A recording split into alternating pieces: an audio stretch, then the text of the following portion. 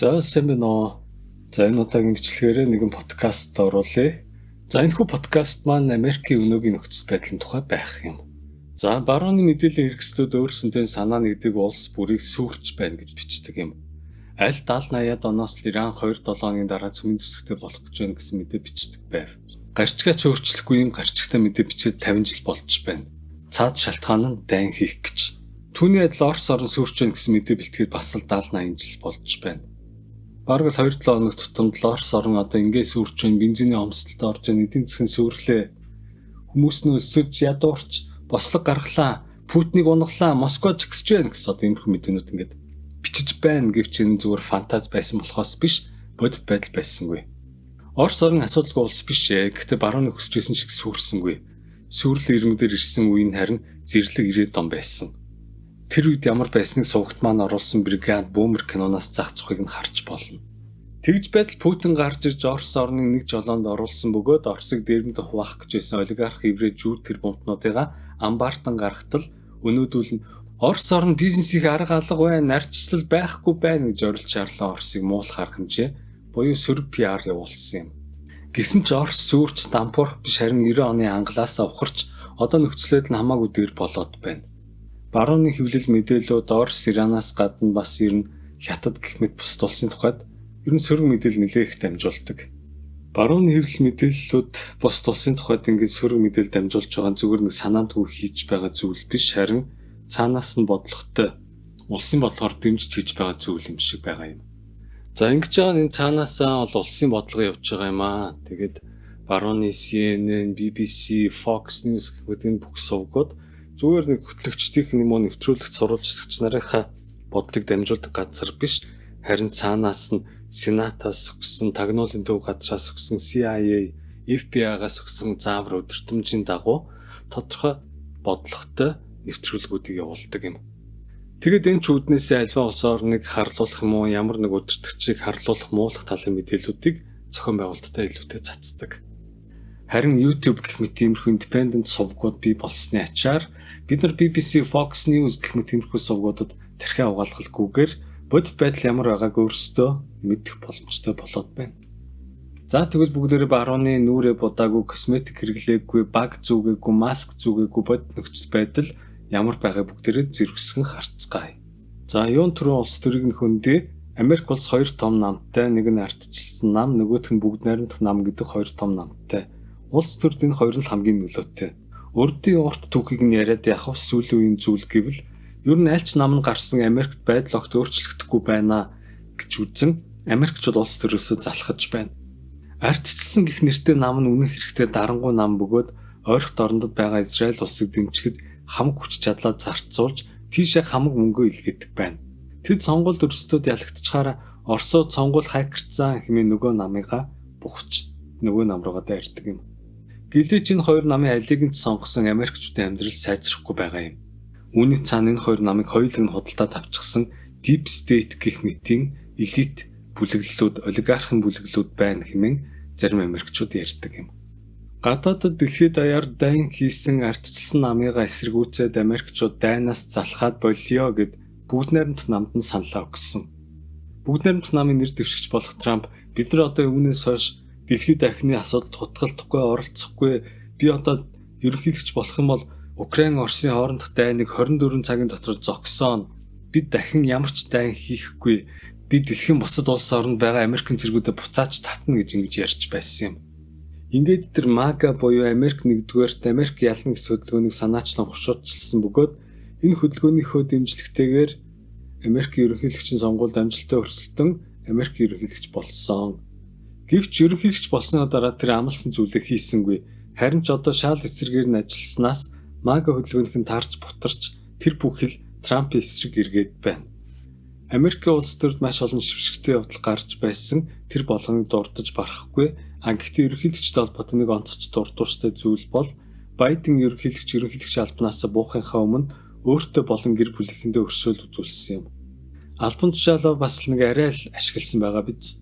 Түүнийхүү Хантер Байден тэр болон өөрөө Украинаас маш их хэмжээний авилга авсан гэж буруутгагдж байсан бөгөөд Хантер Байдны ноутбук илэрч түүнийг нь холбооны мөрдөд төвчөө шалгаж байна гэсэн нэрийдлэр хэргийг нь дарж замхруулсан. Гэвч сонгуульд ялагдсан дараа нөгөө нам нь гарч ирсний дараа хэргийг сэргийн шалгаж асуудал үүсэхүй гэж айж болгоомжлсондоо болоод тэр ерөнхийлөгч албанаас буухахаа өмнө өөртөө болон гэр бүлийнхэндээ өршөөл үзүүлсэн юм. Энэ бол тэр цаана маш их нотой байсан гэдгийг нэлтэх бизээ. Бусад улс оронд хуулийн засаглалаар л хууль бүхний дээр байх ёстой гэж ярьж сургамжилдаг, лекц уншдаг Америк ерөнхийлөгч нар энэхүү албан тушаал ашиглан янз бүрийн мапантай зүйл хийж бусад улс орноос авилга аваад түүнийг улсын нууцад хамааруулж нуугаад тэгснэ нөгөө нам нь гарч ирээд уул мөрийг сэргээж шалгах гэж айж болгоомжлсондоо эрх мэдэлтэй байгаа дээрээ өөрсөндөө шууд өршөөл үзүүлээд албан тушаалаасаа бууж байна. Хэрвээ бид яг Америкийн замналаар ингэж хөгжөөд явах юм бол хэдэн жилийн дараа манай ерөнхийлөгч нар өөрсдөө ингэж улаан цайм ловер хийгээд албан тушаалтай байгааг ашиглаад өөрсөндөө өршөөл үзүүлээд байх юм бол юу болох вэ гэдэг асуудал бас яригдчих болох юм. Ардчилсан Америк ерөнхийлөгч нар өөртөө ингэж өршөөл уучлалт үзүүлж болж байхад бид нар яагаад болохгүй юм бэ гэж ингэж барьцч тэрний араас явах зүйл үлгэр жишээг нь давтах зүйл гарахгүй гэсэн тийм баталгаа байхгүй. За ингэж буцаад Америкийн сэдв рүүгээ оръё. За дараагийн нэг асуудал бол Трамп эдийн засгийн бодлого. Трамп тарифаар Америкийг баяжуулна гэсэн эдийн засгийн бодлого хэрэгжүүлсэн. Тэгээд энэ хүрээнд дэлхийн бүх улсад тариф ногдуулсан. Нөгөө Украинд хүртэл тариф ногдуулсан бол Орос тариф ногдуулаагүй. Үүнээс болоод украинчууд бухимдан бид нар та нарын холбоотон бидтэй та нар биднэрт яагаад тариф ногдуулаад байгаа юм бэ? Тэгсэн хэрнээ бид нартай байлдаж байгаа Оросд тариф ногдуулахгүй юу болоод байна гэд одоо ингэж бухимдаж буй юм болсон. Энэ тарифын бодлогын хүрээнд Америкчууд манай улсад бас 10% тариф ногдуулсан. За гэтэл Трамп эдийн засгийн бодлого гайхалтай хэрэгжиж байна. Трамп болохоор дэлхийн бусад улсуудад тариф ногдуулаад тэгэл тэр тарифаар баяжаад Америк ингээл баяжна гэж бодож байсан. Муусан Америкчуудын цусыг ууж байгаа гадаадын улсуудын бизнес эрхлэгчдээс ингээд хүчээр алба говьчоор аваад дүүгээрээ бид баяжнаа гэж тэр ингэж ярьсан юм. Гэтэл бодит байдал тэр шал эсрэгээр хэрэгсэн. Бусад улс орноос бараа бүтээгдэхүүн худалдаж авдаг Америкийн компаниуд тэгсэн нөгөө тариф ногдчихсан үн нэмэгдчихсэн барааг Америк тавьчих зарахтаа тэр ч гэтэн зарахгүй өөрсдийнхөө алдагдлыг багасгаж ашгаа нэмэхийн тулд авсан тарифын хэмжээгээр барааныхаа үнийг нэмчихсэн.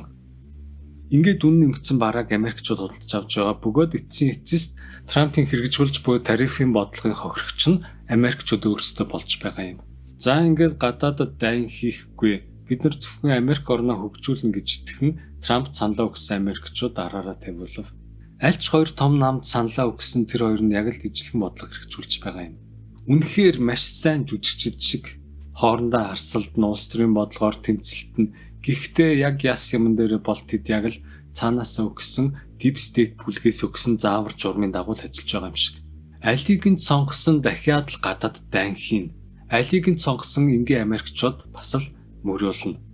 Тэгснэ Америкчуудын ингээл сэтгэл санаа нь үүмрэл нэг улс төр засагтаа нэг л итгэл алдраад эхэлмэгцэн цагаан ордноос ч юм уу тэндээс харь гаргийнхан байна, харь гаргийнхан бид наруу дайрч магадгүй, харь гаргийнхан манай далайн иргэд дагуу ингээд явж байна гэсэн юм сонь бичлэгүүд ингээд цацаал хүмүүсийн анхаарлыг ингээд сарниулах хичээдэг. Энэ тодорхой хэмжээний үнийн хөвтэй байж болох юм эсвэл олонний эсэргүүцлийг сарниулах гэсэн төөрөгдүүлэх ажиллагаач байж болох юм.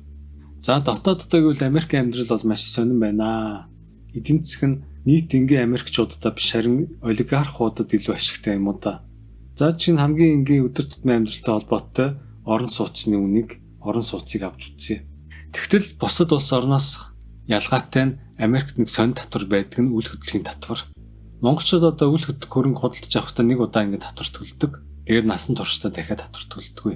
Тэгтэл Америкийн мужууд дунджаар 1-2% татвар жил болгон авч байна. Америкт одоогоор дундаж хаусны үн $400-500 мянган байна. Энэ Америкчууд худалдаж авсан байшиндаа амьдрахын тулд жилд дунджаар $5-6 мянган төлж байна гэсэн үг. Бөгөөд сард ойролцоогоор $500 төлж байна гэсэн үг.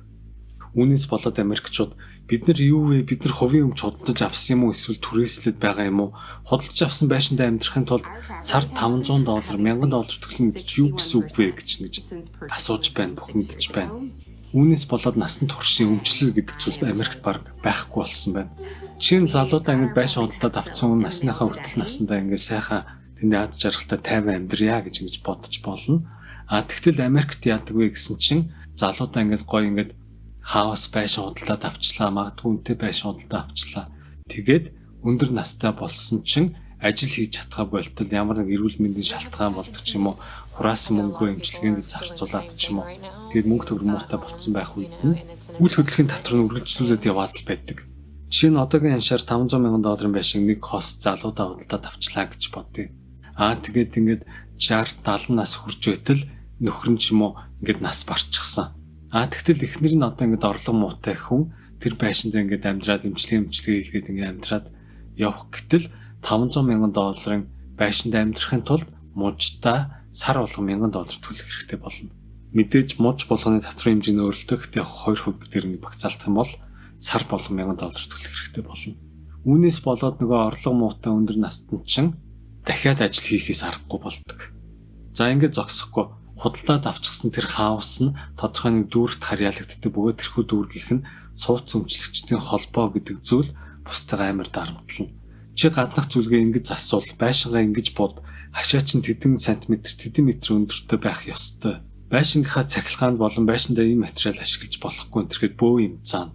Тэгснэ хашаага гүйцэд янзлаагүй байх юм уу зүлгээ гүйцэд хадаагүй байхад нь очиж туслахгүй хэрнээ хэдэн зуун $100 торгуул тавьчихна. Ингээд хаус нь байранд амьдрах гэж одоо ингээд бөө асуудал болно. Үүнээс болоод Америкчууд бид нар одоо ер нь байшин худалдаж авах хэрэг байна уу эсвэл байр түрээсэлж амьдрах юм уу гэсэн одоо ийм асуудлууд ярьж байна. Тэгтэл хувь хүмүүстэй өрсөлдөөд асар том корпорациуд нь асар их газар талбайнуудыг худалдаж авах юм уу орон сууцнуудыг манайд бол одоо ингээд хэд орон сууцаар нь ч юм уу магадгүй орцоор ингээд худалдаж авдаг гэж магадгүй.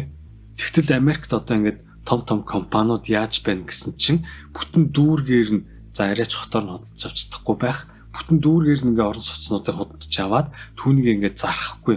Ингээд Америкчууд ингээд түрээсээр ингээд орлого олох гэж одоо ингэж ийм бизнес хэлбэрүүд одоо бий болж байна.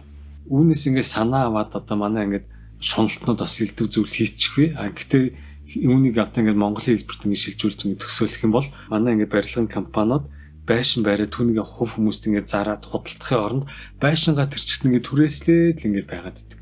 Тийм хэлбэр рүү Америкчууд шилжиж байна гэсэн үг. За Америкт хөдлөх болгон хөлс, алхах болгонд зардал гарна. Дараагийн нэг том зардал нь эрүүл мэндийн зардал. Эрүүл мэндийн даатгал нь маш хүндтэй. Дор хаяа түргэн дуутахад маш их зардал гарна. Эрүүл мэндийн даатгалгүй бол түргэн дуудсныхаа төлөө $500-аас $2,000 төлнө. Нэг удаа халуураад эсвэл даралт өгсөд түргэн дууттал тэр сарынхаа орлогыг тэр чигтэн зарцуулчлаа үрчглээ гэсэн үг. Үүнээс болоод Америкчууд эмч үзүүлэхээс айдаг. Түргэн дуутахаас айдаг. Тэгээ зогсохгүй түргэний машин нэрээд үзээд явлаа гэхэд явсан километр тутамдаа нэмж $10-аас $30 авдаг. Асар үнэтэй такси шиг л гэсэн үг. 10 км-ийн цаанаас түргэн дуутах юм бол дунджаар $200 нэмж төлнө л гэсэн үг. За тэг зарим тарифуудыг ингээ харах юм бол тархины сорон зам бичлэг буюу MRI хийлгүүлэхэд $2,000-аас $600 төлнө. Нэг шүдэл омбтуулахад $150-аас $500. Монголоор бол $500,000-аас сая $500,000 төгрөг. Зүгээр шүдэл омбтуулахад. Сувгийн эмчилгээ хийлгүүлбэл доор хаяж тэгэл $1,000 давна. Арааны эмчилгээ $1,500. Шүдээ эмчлүүлэхгүй зүгээр авахуулъя гэхэд $150-аас $500. Актаараа авахуулахад $500-оос дээшээ. За тэгэхээр манайхан тэгээд зардал нь өндөр байлаа ч гэсэндээ тэгээ орлого нь их байлгүй дээ. Тэгээд их орлоготой ингээд дүүцээд ингээд таардгийн байлгүй дээ гэж ингээд бодож болох юм л та. Тэгтэл Америкийн дундад сарын цалин нь $3-аас $4,000 байгаа юм. Одоо өндөр бүх юмны ханш ингээд нэмэгдсэн үед энэ хаанаач хүрэхгүй байна гэдэг хүмүүс ярьж байна. Америкчууд өөрсдөө бид нар $100,000 цалин амар их мөнгө гэж боддог байлаа. $100,000-тай олчвол ингэ баяжчлаа. Бараг л ингэ саятан болчлоо гэж ингэж ойлгодог байсан. Тэгтэл би одоо ингэ жилд $100,000 ингэ цалин аваад байгаа хэрнээ амьдралд маань хүрэхгүй байна гэд ингэж ярьж байна. За ажлын байрны тухайд гэх юм бол нөгөө ардчилсан хүмүүнлэг үлгэр жишээ Америкт чинь тэгтэл хуулиар тогтоосон амралт гэж байдгүй юм байна. Америк улс ажил олгогчийн эрхийг дэндүү их хамгаалдаг бөгөөд ажилчдын эрхийг харин жаахан хөсөрдүүлэх талтай. Тийм болохоор ажилчид ажил хийгээгүй бол ажил олгогч нь тэдэнд мөнгө өгөх ёсгүй гэж үздэг бөгөөд цалинтай амралт гэж баг байдаггүй. Яг нь компаниуд өөрсдөө бодлогоор амралтын өдрөө олгох хөнгөлөлт үзүүлдэгч хуулинд нь тийм зүйл байхгүй. Бас Америкт жирэмсний амралт декрет гэх зүйл байхгүй. Тиймээс Америкт жирэмсэн эмэгтэйчүүд төрөн төртөл ажилдаг. Тэр бүхэл бие давхар жирэмсэн бараг төрх төгсөн айгүй том гизтэй болсон эмэгтэй цагдаа нар дуудлагад очиод гэмт хэрэгтнүүдтэй хөөцөлтөө дараас нь гүйж байгаа бичлэгүүд YouTube-д цацагдсан байдаг юм. Жирэмсэн эмэгтэйчүүд байгууллагатайгаа тохиролцсон амарч болгоч ихэнхдээ цалингүй чөлөөл авдаг. Нөгөө үлгэрч гэдэг Америкийн маань байдал ийм байна. Тэнд капитализмыг л ингээд баячуудыг л тэр бунтнуудыг л магтан дуулдаг болохоос биш ажилчдын эрхийг төдийлөн тоодгүй. Үйлдвэрчний байгуулахыг нь ч гэсэн маш хоригддаг. За дараагийн нэг ноцтой асуудал бол хүүхдийн хулгай. Хүүхдийн эсрэг гэмт хэрэг амар. Америк амар хууль дүрм яриад ингээд цагдаа магдаа ингээд гэмт хэрэгтнүүдийг баг ингээд шууд буудад алчдаг юм шиг юм кинон дээр харуулдаг ч гэсэн байдал дээр бол яг хөв хүний болон эрхийг хамгаалах тал дээр бол маш асуудалтай болсон. Америк бол дэлхийн хүүхдийн хулгайгаар тэргүүлэгч орн. Жилд 700 мянган хүүхэд сургуу алга боллоог зарлуулдаг, мэдээж нилээд нь олддог ч гэсэн нилээд их нь бас олддоггүй. Хүүхдийн хулгаараас тэгтлэг хөөцөлддөггүй. Айгуу сонир. Тэр битгэл Америк улс дэлхийн хүүхдийн эрхийн төлөө конвенцэд нэгдээгүй цөөхөн улсын нэг. За тэгээд хүүхдийн эсрэг гэмт хэрэг хийсэн хүмүүсийг баривчилдаг ч гэсэн ялч шийтгэл маш бага оноодог тэд нартай. Педо нарыгаа өгшүүлдэг. Амархан сулдаг. За тэгээд нөгөө Педон Израиль юм уу жууд хүн байх юм бол дорн суллаад л нөгөөт нь Израиль руу зугтчихдаг. Ийм явдал маш олон гарч байсан. Хүүхд хүчрхийлсэн алдартай Холливуудын кино найруулагч нар хүртэл биш шүү дээ. Тэд нар хүүхд хүчрхийлээд гадагшаа зугтчихдаг. Хэрвээ баригдах юм бол баригдааг нь тэгээд яах ч. Холливуудын бус одууд нь тэднийг дэмжиж лалгах тушаал хамгаалал өмгөөлөд л байдаг. Холливуудын хүчрхийлэгч кино студийн захирал Харви Вайнштейны талаар Холливуудх маш мэдчихсэн хэрнээ түүнийгээ өмгөөлж хамгаалаад байдаг байв. Тэр баян тэр бомтнууд дээр бүсгүүчүүд очиж наалдаад л байдаг байв. Нөгөөх нь янз бүрийн дүрд кинон тоглоулна гэж огтуудыг бүсгүүчдийг хуураад л хуурм эхлээд л тэгэл хүчрхийлээд л. Тэгээд нөгөө хүчрхийлүүд нь бүр дэндүү газар авч нууж дарахын аргагүй болоод эцэстээ ингэ баригдаад 16 жилийн ял аваад одоо шоронд хоригдоод байж байна. Баригдсан тэр болохоос баригдааг нь бас цаана зөндөөл байгаа байх. За одоо хүүхдийн эсрэг гэмт хэрэг гэснээс одоо шууд гэмт хэрэг рүү оръё. Америк бол амар эрхчлөөг дэмжиж байна гэж үздэг улс. Гэхдээ хууль зүйн тогтоомж нь нэг л сонин. Америкийн либерал мужууд $1000 доош үнэтэй зүйлийн хулгай, тийм хохирлыг гэмт хэрэг биш зөрчил гэж тооцсон. Тэгэд ийм хуулиудыг маш олон мужид баталсан. Нэг ёсондоо хохирогчийн эрхийг биш, хохироосон хүнийхээ эрхийг хамгаалж байгаа юм. Яасан бэ гэсэн чинь яг нарийн судлаад ингэж яахан ажиллах юм бол гэмт хэрэг хийсэн хүмүүсийн нилээд нь хар арьстай хүмүүс юм уу, цагаач магаач тийм хүмүүс байгаа юм. Тэгсэн чинь одоо гэмт хэрэгтнүүдийг шийтгээд ах юм бол хар арьснуудыг шийтгэх гэдэг наач гэдэг юм уу? Одоо энэ ядуу зүдүү хүмүүсийг шийтгэх гэдэг наа үнийгээ болио. Гэмт хэрэгтнүүдэд одоо ингэж яахан зөөлөө хандъя гэсэн тиймэрхүү юмыг маш олон жил ярьсан. Тэгээд үүний түнд ингэж гэмт хэрэгтнүүдийн эрхийг ингэж хамгаалсан тийм хуулиуд аяг баталсан. Тэгтэл одоо энэ нөгөө эсэргээр эргээд ингэж эмх замраагүй байдал Америкт маш гарч байна. Цагдаа нар тэднийг хүчрэхэ болсон. Хулгайч нарт нь бүр нуугдах шаардлагач байхгүй. Дээрээс камер харж гэнэ үү, хажууд нь дэлгүүрийн харуул манаач тэднэр зогсож гэнэ үү, падлиггүй. Зүгээр л айгуу том баргал ингээ гахаа үрж ороод дэлгүүр тавьсан хамаг юм гээл хамаад л уутлаад дүүрвчин тэгэл аваад л гарна. Хажууд нь хамгаалагч байлаа гэд ямар ч саад хийж чадахгүй. Дэлгүүрийн бодлого нь тэр гин. Саад хийх юм бол нөгөөтгөн зэвсэг энэ төр гаргаад буудалцсан бол дэлгүүрт илүү аюултай энэ төр гэж тэгж үздэг юм байлгүй. Яах вэ, хэдэн долларын аваад тулгаалаад ингээ гаруул гарна биз хүн амт ингээ буудуулаад одоо ажлын байран дээр халагдлаа малглаа энэ төргээ дараа нь ингээ шүүх мөхтөх юм бол байгууллагад компанид илүү хохиролтой гэж үзээд тэгээд одоо иймэрхүү зүйлийг баг ингээ нүдэн анил ингээ өнгөрөөд болсон байна. Цагдаа дуудаад нэмэргүй, цагдаа ирээдч юу ч хийхгүй. За явж яах ингээ хууль зүйн ингээ тийм мэдрэмжтэй цагдаа ирлээ гэж бодоод нөгөө хүнийг баривчлаа гэж бодъё. Тэгээ баривчлаа цагдаагийн хэлцтэй аваачаад мэдүүлэг аваад юу хулгайсыг нь аваад ингээ цаашаа прокурортой ингээ шүүгчд ингээ бичгээр хавц тэргийг шилжүүлтэл прокурор тэднэр нь өнөөхийг нь зөрчил байна гэж ангилаад за та хэдэн долларын торгуул тэднээс өмнө төлөөрэй гэд ингээ буцаа асуулчих. Өнөө торгуулийг нь яг төлж харагдаач. Төлөё гэж бодсон хулгайч байвал дахиад буцаад нөгөө хулгайгаа үргэлжлүүлээ тийм. За ингээд үүнээс болоод Америкийн том дэлгүүрүүд хулгайд өртөж байна, хулгайн давлгаанд өртөж байна, том хотуудад нь Apple-ийн салбар дэлгүүрүүд хаагдж байна.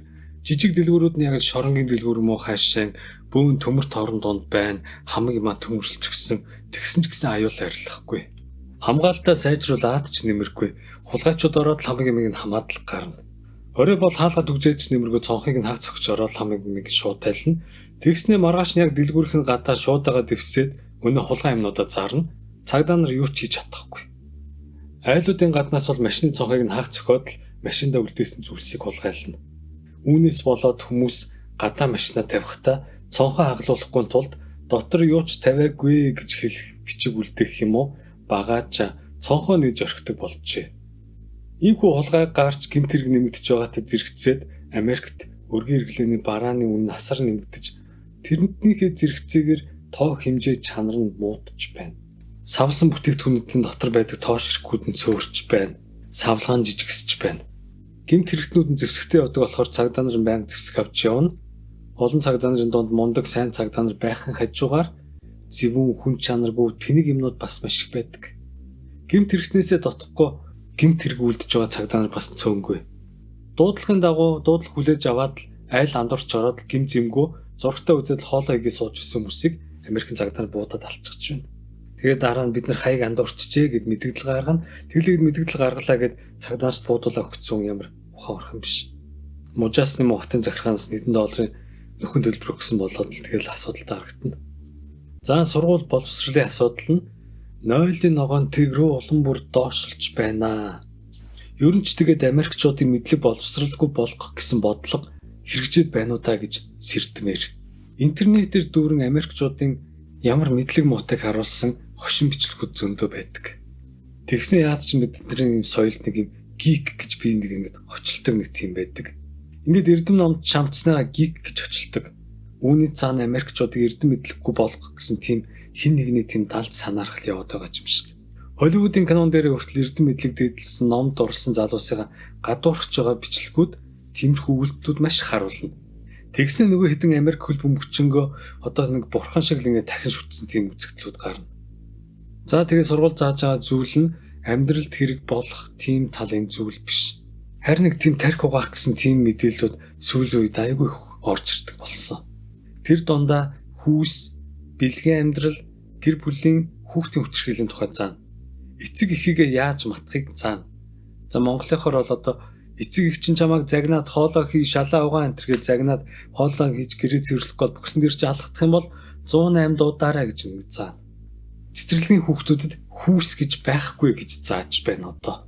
Эрэгтэй хүүхдэд чи эмэгтэй болж болноо гэд эмэгтэй хүүхдэд нь болохоор чи эрэгтэй болж болноо гэж ингэ зааж байгаа бөгөөд чи эрэгтэйч биш эмэгтэйч биш хинч байсан хинч биш байж ч болно гэж ингэ заадаг. Тэгэд эцэг эх нь үүний өөдөөс юм яриад эсэргүүцэх юм бол эцэг эхийг нь муулуулна, эцэг эхийг нь матуулна. Тэгээд баг дунд ангид ормогцсон эцэг эхээсээ нууцаар эцэг эхтэй хэлэхгүйгээр хүүсээ яаж өөрчлөхийг тэдэнд зааж эм тан уулгаж байна.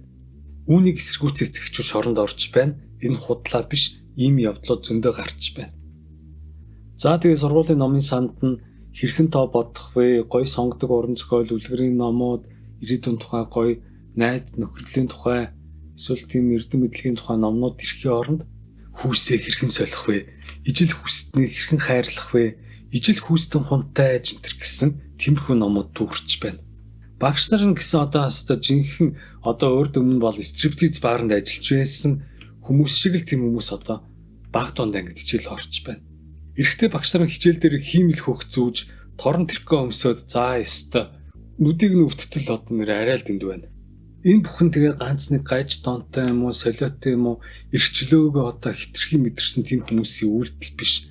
Харин цаанаас нь сургуулийн захиргаанаас нь хотоос нь улсаас нь үнийг дэмжиж байгаа бөгөөд хоёр багш ингээд ажилд орох хүсэл гаргалаа гэхэд энгийн уламжлалт үзэлттэй тийм хүнийг багшаар ажилд авахын оронд аль болох хамгийн гаж хүнийг нь багшаар авч хүүхдүүдэд тиймэрхүү зүйлийг заалгаж байна.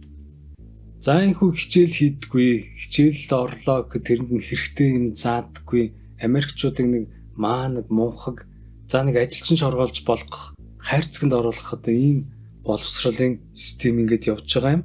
Тэгтэл үүн дээр нь хиймэл оюун гэдэг зүйл нэмэгдээд Америкийн хүүхдүүдийг бүрч мангар болгож байна гэсэн ийм зүйлийг баг дунд ангийн багш нар нь ярьж байна. Хиймэл оюунаас болоод Америкийн хүүхдүүд бид сурч яах юм бэ? Бид мэдлэг мэдж яах юм бэ?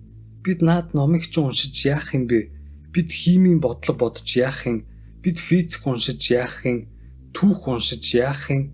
Бид зүгээр чат GPT юм уу хиймэл оюунаар асуугаад тэндээс мэдчих юмыг өөрсдөө цээжилж яах юм бэ гэж одоо ингэж асууж байна. Үүнээс болоод сүүлийн жилүүдэд Америкийн хүүхдүүдийн ном уншиж ойлгох чадвар эрс муудаж байна. Ерөөсөө хүүхдүүд юм уншиж чадхаа боллоо. Эсээ бичүүлэх гээд даалгавар өгөхөд эсээгээ өөрсдөө бичихгүй байна. Хиймэл оюунаар бичүүлээд ирж байна гэж багш нар нь халаглан ярьж байна. Ганцхан баг дунд ангийнхан биш ихтэй сургуулийнхаа хүртэл одоо ингэж хиймэл оюуны дайралтанд өртөж байна. Үүнээс болоод дараагийн асуудал бол хиймэл оюун ажлын байранд яаж нөлөөлж байгаа тухай асуудал байгаа юм. За түүнийг түр алгасаад одоо хөдөлмөрийн байрлал ингээд хандъя. Хөдөлмөрийн зах зээл, хөдөлмөрийн байдал Америкт маш муудаж байна. Коронагийн үед маш олон ажлын байрыг хүчээр хааж ингээд ажиллуулахгүй ингээд хэдэн жил хэрэг хаасан. Тэгээд корона алгуулад одоо нэг юм ингээд ажилдаа орж байтал хиймэл оюуны дайралт юм уу бусад зүйлүүд төртөөд Америкчууд олон зуун мянгаар ажилласаа халагдаж байна. Бид нар ингээд сон дээр сонсдог л да. Meta компани 8,000 хүнийг ажилласаа цомгтглоо. Microsoft компани 10,000 хүнийг цомгтглоо гэдэг ингээд зүгээр нэг алс хоолойгоо ингээд мэдээ ингээд уншиж байгаа юм шиг уншигддаг. Тэгтэл түүний цаана Америкт яг ингээд бодиттой хүмүүс ингээд ажилласаа халагдаад ажилгүй орлохгүй болж байна. Тэд нар одоо зүгээр л ажилчдаа имэйл бичээд та маргааш манад ирэх хэрэггүй гэдэл ажлаас нь алчихна. Утсаар ярьж халж байгаа бол тэр баг тансаглал гэсэн үг. Зүгээр имэйлээр ингээд хүмүүсийг ажлаас нь алчихна. Буцаж холбогдохгүй. Хууль тогтоомжоор ажил олгогчийн эрхийг дэндүү дээдлсэн улс болохоор ажил олгогч би танаар ажил хийхгүй одоо мөнгө төлөхгүй гэд хэлхэл юм бол тэгээд л дууссан. Халагдсан хүмүүс түрээсээ төлж чадахгүй бол тэгээд л гудамжинд гарна. Ажилтай байна уу, ажилгүй байна уу? За Монголд бол ингээд нэг байшин худалдаад юм уу, байр худалдаа авчлаа тэр бол ингээд насан туршийн өмч хөрөнгө. Тэндээ одоо хэдэн үеэрээ амьдарч болно. Ихтэл Америкт юу вэ? Байшин байр хаус худалдаа авчлаа гэхэд түүндээ жил болгон үл хөдлөлийн татвараа төлнө. За ажилгүй болсон ч гэсэндээ хадгаламжаа хэрэглээд одоо ингээд хэдэн сар хэдэн жил ингээд сайхан ингээд зүгээр тавтахтай амьдарчё гэд ингэх юм байхгүй. Ажилгүй болсон ч гэсэн нөгөөт $500, $1,000 үл хөдлөлийн татвараа сар болгон ингээд төлөх ёстой. Үүнээс болоод хэд хэдэн ажил хийхээс өөр аргагүй болно. Үүнээс болоод лизингээр байр байшин худалдаж аваад түүнийг төлөөд дуусчихсан хэрнээ хүмүүс өндөр наснда үл хөдлөлийн татвараа төлж чадахгүйгээс тэгээд гудамжинд гарч орон байрнаасаа хөөгдөж байна. Орон гэргүй болсон хүмүүс машинд амьдрах гэж үзнэ. Гэсэн чинь тэндээс хөөж туун зогсоол дээр байвал цагдаа нар ирж баривчлана. Байрны түрээсээ төлж чадахгүй байгаа хүнийг зогсоол дээр унтсан гэж нэмж торгоно. Америк бол ердөө маш цөөхөн хэсэг нь туйлдаа хүртэл баяжсан, харин дийлэнх олгох нь дөнгөн данган гол зогоож байгаа. Тэгээд бусдын замаа алдан алингаа алдсан ийм нийгэм болж хувраад байна. Энэ бодит байдлын канон дэр нэг харуулдаггүй. Телевизийн мэдээллийн сувгууд нь харуулдаггүй. Америк зүгээр диваажин байгаа юм шиг тархи угаана.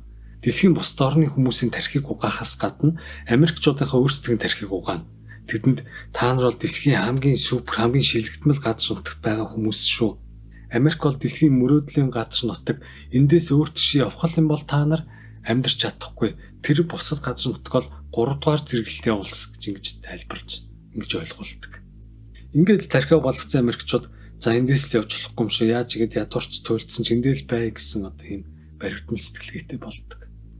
Улс төрчд нь Израиль, Украин руу олон тэрбумаар нь доллар илгээд зэвсэг явуулах хэдий ч дундаас нь маш их мөнгө цохино. Гадаад руу ингээд маш их хэмжээний мөнгө явуулж байгаа хэрнээ тэд дотооддоо эрүүл мэндийн үйлчилгээг хямдруулах юм уу, ядаж түргэний үйлчилгээгээ үнэгүй болох сэтгэл байхгүй. Сэтгэлгээ нэлээд баригдмал болчихсон. Хүүхдүүдээ 16-18 нас хүрэмгцэн гэрээсээ хөөгд явуулчихна. За ингээд өнгө торвоотой танилцсан одоо өөр аим 100 гэд ингээл гаргаад хаалгаад өгч чинь. Хүүхдүүд нь хариуд нэцэх өндөр настай болохоор насарч тоглохгүй асрамжин газар аваачаад тайчихна. Тэгээд сартаа юм уу улиралдаа магадгүй зарим жилдээ ганц удаа очиж ирэхсэн болно. Эмээ өвөө нар нь ачзээ нартайгаа төдийлөн уулздаггүй хүндий баяр ёслолоор уулзвал гэх юм. Залуудаа гэртээ эцэгтэйг цуг амьдардаг залуусыг нүд зүзүүрлж ад шоо үзнэ. Арчаагүй амтан гэрийнхээ подволд амьдардаг гэх зэрэг муулна. Гэтэ сүүлийн жилүүдэд сэтгэлэг нь арай өөр болж байна. Залуучууд нь компанийн корпорациудын худалдаж аваа түрээсэлж байгаа тийм өндөр түрээстэй байранд амьдрахын оронд мөнгөө хэмнэж эцэг эхтэйгээ амьдрахыг илүүд үзэж байна. эцэг ихтер очих бололцоог нь тэгээд машиндаа амьдрах юм уу? Контейнер гараж түрээсэлж амьдарч байна. Үзэл суртлын хувьд Америкчууд улам бүр талцж байна. Бүх сэдвээр, бүх зүйлээр талцж байна. Хүүсээрээ талцж байна. Насаараа талцж байна. Үзэл суртлаар талцж байна. Феминизм буюу эмэгтэйчүүд эрхийг хэд дэвэргэснээс сөрөг асуудлууд үүссэн. Эмэгтэй хөл бөмбөгчд нь бид эрэгтэй одууд шиг цалин авах ёстой энэ гэж хэвлэлээр яриад биднийг хүүсээр ялгуурлан гадуурхаж баг цалин өгч байна гэд эсэргүүцлийн жагсаалт хийгээд цалингаа тодорхой хэмжээр нэмэгдүүлсэн хэрнээ мундаг төвшин тоглож чадахгүй донд сургуулийн хөвгүүдийн магтааны хөсөг тэмцээгээд нойлоороо суг үсэртэл хожигдож байна. Америкт хит феминизм дэлгэрснээс эмэгтэйчүүд нэмэл бол эмэгтэйчүүдийн эрхийг яриад эрчүүдийн хийсэн бүх зүйлийг буруушаадаг болсон. Тэгсний MeToo хөдөлгөөн үүсэн дэндүү туулширснаас баг эмэгтэйчүүд хаа сайгүй хүчрхийлүүлж хохирдог юм шиг ярьж эрчүүдийг намдах ажиллагаа эхэлсэн. Эмэгтэй хүн рүү удаан харах юм бол дарангуйл болно. Харин харахгүй бол бас үл тоомсорлсон болно. Эрэгтэй хүн эмэгтэй хүнд хаалга онгойлдож өгөх юм бол энэ эмэгтэй хүн өөрөө хаалга онгойлгож чадахгүй гэж тэр хүн дотроо бодсон далд дээрлэх юм аа. Эмэгтэй хүнийг чадваргүй дорой гэж үзсэн доромжлол юм гэж ингэж үз тайлбарласан. За тийм болоод яах вэ? Тэгэд өөртөө хаалга онгойлгохгүй та гэдэг хаалга онгойлгож өгөхгүй орхисон чинь энэ бас ёс зүггүй. Эмэгтэй хүнийг хөндлөөгүй явдал гэж бас ингэ шүүмжилж эхэлсэн. Онгойлгож өгөөд хүндсэн ч шүүмжлүүлнэ, онгойлгоогүй ч шүүмжлүүлнэ. Үүнээс болоод Америк эрэгтэйчүүд эмэгтэйчүүдээ тоохоо болоод ирнэ. Тэднээс холхон шиг явъя гэдээ одоо иймэрхүү байр суурьтай болсон. Эр эм хүмүүс тэгш эрэгтэйгдийг харуулах үүднээс урд нь эрэгтэйчүүд илүү хийдэг байсан ажлуудад эмэгтэйчүүдийг чадваргүй байсан ч дэвшүүлэн ажил авах явдал Америкт өргөнөөр нэмэгдсэн. Нэг талаар энэ эмэгтэйчүүдэд боломж олгож буй зүйл боловч нөгөө талаар энэ ур чадвартай ажилдаа тэнцэж байгаа залуусыг хүүсээр ялгуурлан гадуурхан ажил авахгүй байгаа явдал бөгөөд бас л нэг төрлийн хүчирхийлэл юм. За иймэрхүү феминизмын асуудлаас болоод Америкт гэр бүл салалт болон гэрлэлт ер нь буурч байна. Америкийн статистикаар Америкт батлуулсан гэр бүлийн 30 орчим хувийн салж байгаа буюу 3 гэрэл тусдмын нэг нь салалтаар төгсөж байна. 1950-ад онд Америк залуус дунджаар 20 нас гараад л гэрэлдэг байсан бол энэ нас өнөөдөр 30 гаруй болж өссөн байна. Үүнээс болоод өнөөдөр Америкт төрж буй хүүхдүүдийн 40 орчим хувь нь гэрлээгүй эцэгхээс мэдлж байна. Өөрөөр хэлбэл Америк залуус найзалж үерхэхээс зайлсхийг зогсохгүй хүүхдтэй болсон ч гэсэн гэрлэлтэд батлуулахаас улам бүр зайлсхийдэг болов. Ганц бие 20-30 насны эрчүүдийн тоон урдныхтай харьцуулбал эрс нэмэгдсэн. Судалгаагаар сүүлийн 1 жил бэлгийн харилцаанд ороогүй гэж хариулсан 18-30 насны эрчүүдийн тоо 2000-ад оны ихэнх үеийн дүнтэй харьцуулбал бараг 2 дахин нэмэгдсэн байна. Гэр бүл салалт Америк эрчүүдэд маш хүнтэй тусдаг. Муж мужаас хамаарч салах үеийн хууль янз бүр. Зарим муж нь салсан нөхөр нь хүүхэдтэй 18 нас хүртэл тэтгэвэр тэтгэмж өгөх ёстой гэж заадаг бол зарим нь харин хүүхэд нь 18 нас хүрсэн ч хамаагүй салсан эрэгтэй хүн эхнэрээ насан туршид нь тэжээж тэтгэмж өгөх ёстой гэж хуульчилсан байдаг нь бараг л боолын гэрэг гэлтэй. Мэдээж хүмүүс бие биендээ хайртай салахгүй гэж бодож гэрэлдэг ч гэсэн нийт гэр бүлүүдийн 30% салж байгаа үед тэгээд асуудал үүссэн гэрлэлт цуцалж салсныхаа дараа хөрөнгө мөнгө сэтгэл зүйн маш олон асуудлуудтай нүүрэлтдэг. Үүнээс болж ирчүүд санхүү эрүүл мэндийн сэтгцийн хувьд хэрхэн сүрч байгаагаа бусдад хуваалцдаг болсон бөгөөд бусд нь бие биенийхээ туршлагаа судлан туршлага сууж хаширч байна. Ийхүү Америк эрчүүд эмэгтэйчүүдээс зай авч тэдний араас хөөцөлдөж үерхэх гэдгээ болдог болсон нь нийгэмд нь өвөрмөц реакц төрүүлж байгаа юм. Эдгээр жилийн өмнө эрчүүд өөрлөө нь хард сэтгэнэхэд ямар ядаргаатай юм бэ, лайтай юм бэ гэж үгэлдэг байсан Америк бүсгүүчүүд өнөөдөр яагаад залуус биднийг эргүүлэхэ болов? Америк залуучууд зүм гей юм уу? Яагаад бидний хоолнд дааж болцоонд өрөхгүй байгаа юм бэ? Night club pub орсон ч тэнд залуус алга хэмээн гомдлож им бичдгүүд TikTok, YouTube-д оруулж байна. Ингээд эрчүүд өөрсдийг нь ингээд эргүүлэхэ болсон нь болохоор бүсгүүчүүд өөрсдөө залуучуудын хойноос эргэлдэн хүнсний дэлгүүр, барилгын материал, техникийн зах энд тийм газруудаар эргэлдэн найз залуу олж авахыг оролдож байна. За тэгээд үүн дээр харт амхин төрийн бусад асуудлууд нийгмийн асуудлыг нь улам бүр хурцтгана. Америкийн капиталистууд аутсорсингээр бүх үйлдвэр завоодоо гадаадын улс орнууд руу явуулчихснаа дараа нь Трамп гарч ирээд гадаадын улс орнууд нь тариф тавьчихсан ч одоо дотоодын үйлдвэрлэл гэх зүйл нь маш хүнд байдалд орж байна. Нийгэм нь эдийн засгийн хямарч байна, хаашаа явж байгааг мэддэхгүй байна, ирээдүй тодорхойгүй байна. Юун түрүүн том бизнесүүд нь үүнийг мэдрээд өөрсдийнхөө бүсийг чангалаад ажилчтай ажиллаас нь халав. Америкчуудын урдны амьдралын хэв маяг одоо болохоо болжээ гэдгийг маш олон хүмүүс мэдэрсэн. Тэгэд үүнээс болоод нэг хэсэг нь гадагшаа цагаачлаг сонгож байна. Маш олон хүмүүс Америкийг орхиж явж байна. За ингээд Америк гэдэг бол яг л ингээд цаг тавьчихсан бөмбөг шиг ийм нөхцөл байдалд ороод байгаа бөгөөд нийгмийн асуудал нь улам бүр хуцтж байна. Тэгтэл үүн дээр дэлхийн байдал тогтвортой биш байгаа нь улам л асуудлыг хурцтгана. Жорж Карлин их комеди хошин шогч Америк мөрөөдөл гэдэг бол хийх хоосон зүйл фантази юм аа. Энэ бол бодит байдал биш. Үүнд хүрэхийн тулд унтаж зүүдлэх хэрэгтэй гэж хэлсэн худлаа биш юм. За үгээр энэхүү товчхон бичлэгээ өндөрлөе. Дараагийн бичлэгээр уулзлаа. Түр баяртай.